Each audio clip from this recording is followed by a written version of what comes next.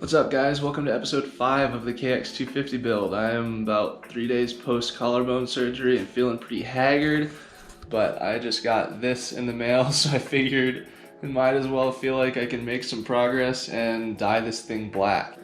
Check that out. Looking good. Got the plates removed. Really excited about it. Check it out. Those are the 2 plates, and there's the 13 screws that were in my one little collarbone.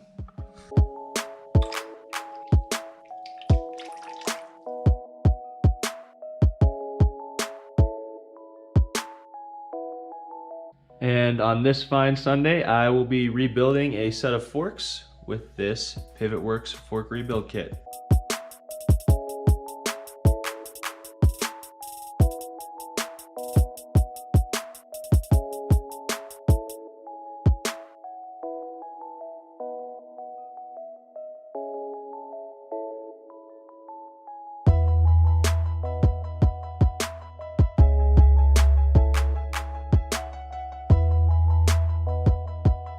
It took me entirely too long to get the first fork leg taken apart, but it's a good thing I did, as I don't think these have been rebuilt in a solid decade.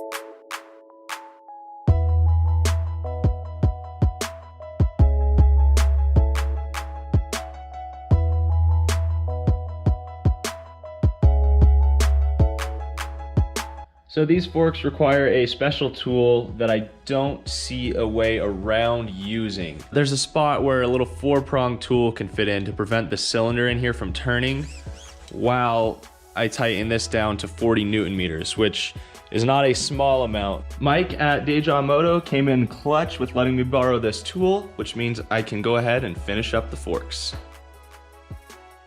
The diameter of this tool is slightly too small to actually fit onto this fork cylinder. So Mike just informed me that if I reinstall this, thread that on as much as I can, install the spring and the cap, and then compress the fork, it should put enough tension on this to be able to torque this. So we're gonna give that a shot.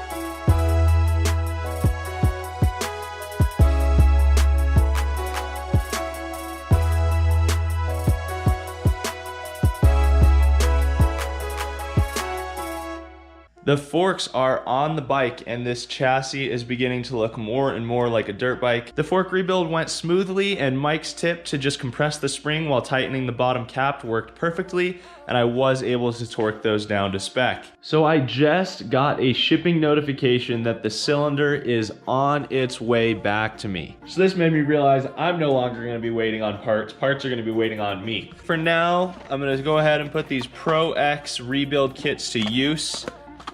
Get the brakes all taken care of.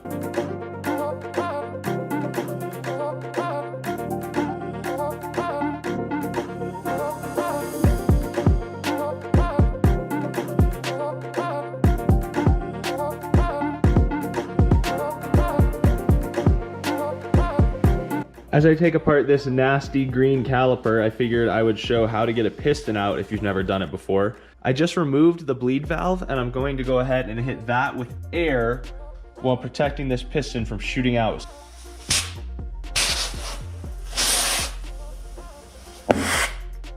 There she goes.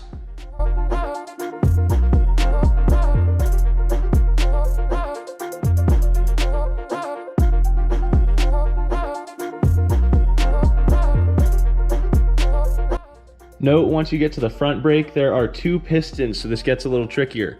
Once you get one forced out with compressed air, pack it tight with a rag or something, and then when you're holding it against the bench, pack it tightly around a shirt or something like that, so that as little air as possible escapes, so that you have the most likelihood of getting the second piston out.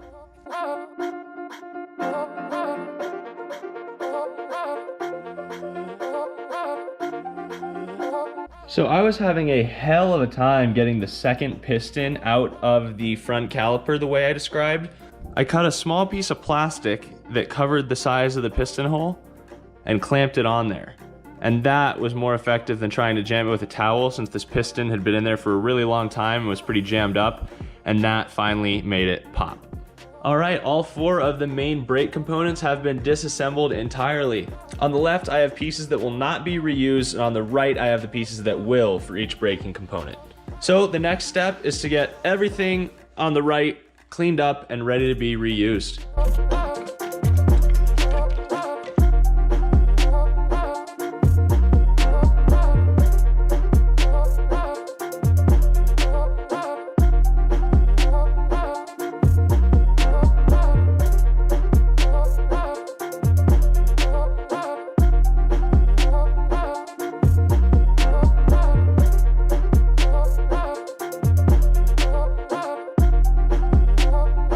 Not looking too shabby for a 20-year-old front brake.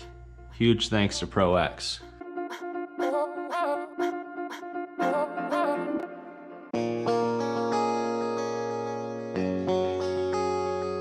Most of these pieces look really good, and you probably would never notice anything if you didn't know that they used to be painted. Rear brake pedal came out real nice. So it's a Tuesday night. I'm a little drunk and I'm waiting for my brother to come into town. I'm on my 5th of my 6-pack for the night. Gonna see if we can crush it before he gets here. But while we wait, I am going to rebuild this rear brake. All the pieces are ready to go. I have my Lego instruction manuals. I have all my Lego pieces. What could go wrong?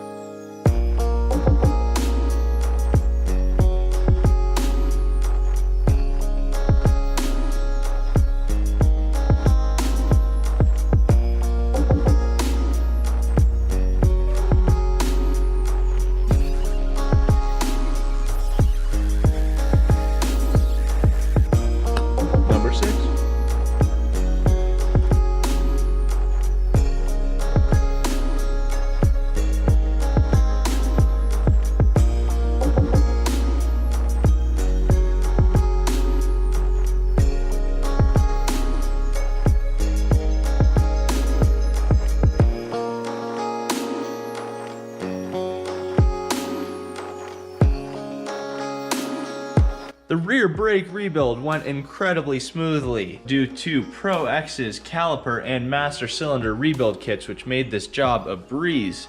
These things are looking really good. We are going to have stopping power.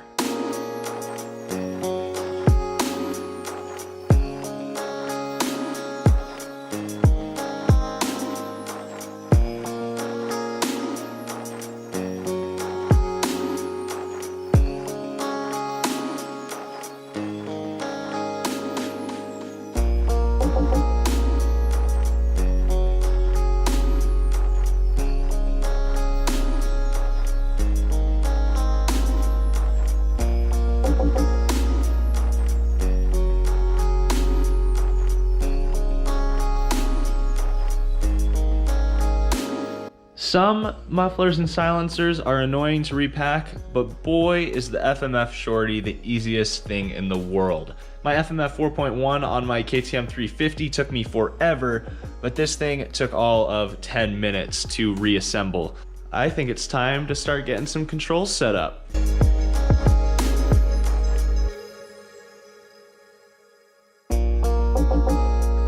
One of few remaining items before the bike gets reassembled is getting this tank cleaned up. The petcock does leak, so I got a new Fuel Star petcock. I also need to figure out how I'm either going to permanently attach or replace this in the tank. These tanks are actually pretty hard to come by, so it's important that I fix this instead of try to replace it.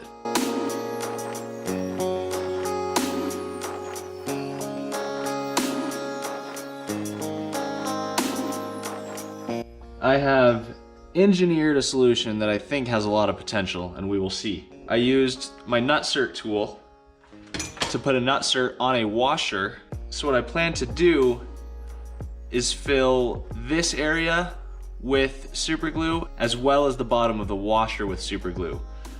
That way, instead of how the previous guy was trying to fix this by just bonding one surface in a round hole, this is solid. It can't spin on itself. So we'll have this entire surface and the interior, and I think for bolting plastics up, that might be enough to hold. We'll see, and if it doesn't work, I'll try again. But this is gonna be my first plan of attack.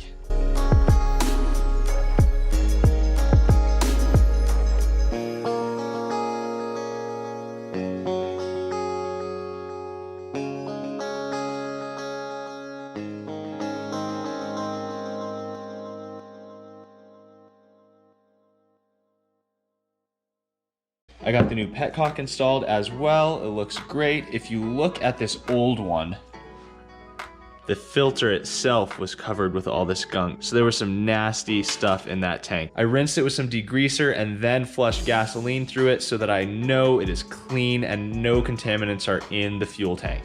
This tank has definitely seen some better days, but for what we're working with, I think it's looking pretty good. The only other component still left to rebuild is the carburetor. Once again, I will be using a Pro X rebuild kit. These kits are absolutely awesome. Comes with everything I'll need to get this carb rebuilt and dialed. All right, so I'm gonna be honest. This has defeated me. I exhausted all of my resources. There's no material left, and that thing is not coming out. But the guy I bought the bike from, we've been communicating this whole time because he had two of them, and he's also building an 01 KX. He has an extra carb, and he's bringing it over, which I am stoked about. Nathan came in clutch and saved the day with a replacement carb. The first thing I did was make sure the air screw came out. This thing was just totally locked in there. This carb body is now junk because of that. I'm gonna have to do some mix and matching of parts.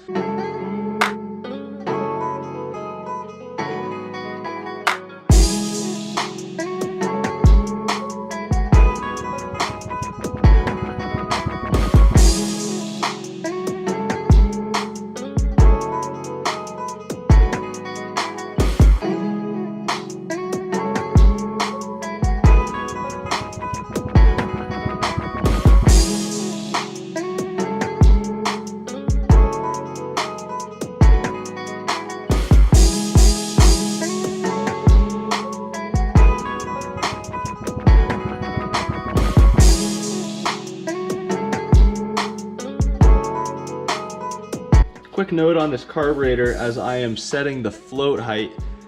The manual says to check this with the carb upside down, but the more important thing to note is that it says measure the height with the carburetor upside down. Do not push the needle rod in during the float height measurement.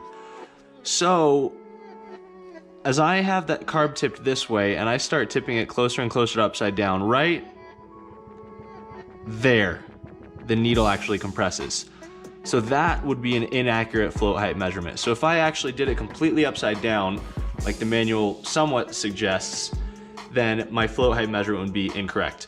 So where I actually measure it is I'm just gonna slowly tip the carb to about 45 here, and then right there is where it starts to compress. So I'm gonna take my measurement here. It tends to be where the float bowl is parallel with the carb body. With this bike, it's 6.5 plus or minus 1 millimeter, and that is the measurement I'm getting when I go from right here. So just one thing to note if you're rebuilding a carb, pay attention not to it being entirely upside down, but to where it's right before it compresses the needle. That's where you get the correct float height measurement.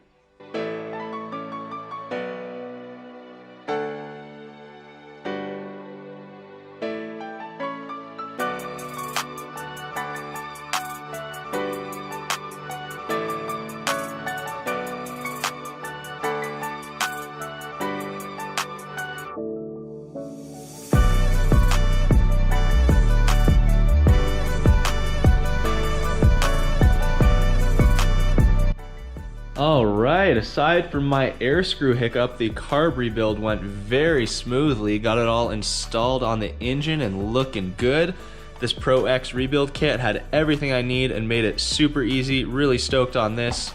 All right, guys, I'm gonna be honest. I've been working on the bike a lot for the last month and filming a lot, but not doing a lot of editing. So to be honest, I have 2 episodes worth of clips. I have an almost complete engine right here. Not for this episode. I am going to have to call that the end of episode 5. Episode 6, I will show you the rest of the process of building this engine, and then we'll actually get this thing in the frame. But I have too much footage. I let it pile up too much, and I have more than 1 episode's worth of footage. So with that said, I really hope you guys enjoyed episode 5, and episode 6 will be up shortly because as you just saw, the engine is actually pretty much done. So just waiting on a cylinder head that'll get here tomorrow, and the engine will be going in the frame. So stay tuned for episode 6. As always, thank you guys so much for watching. Leave any feedback, comments, or questions down below. If you want to subscribe to the channel, I'd really appreciate it, and also a like rating on the video would be great. Thanks a bunch, guys. Have a good one.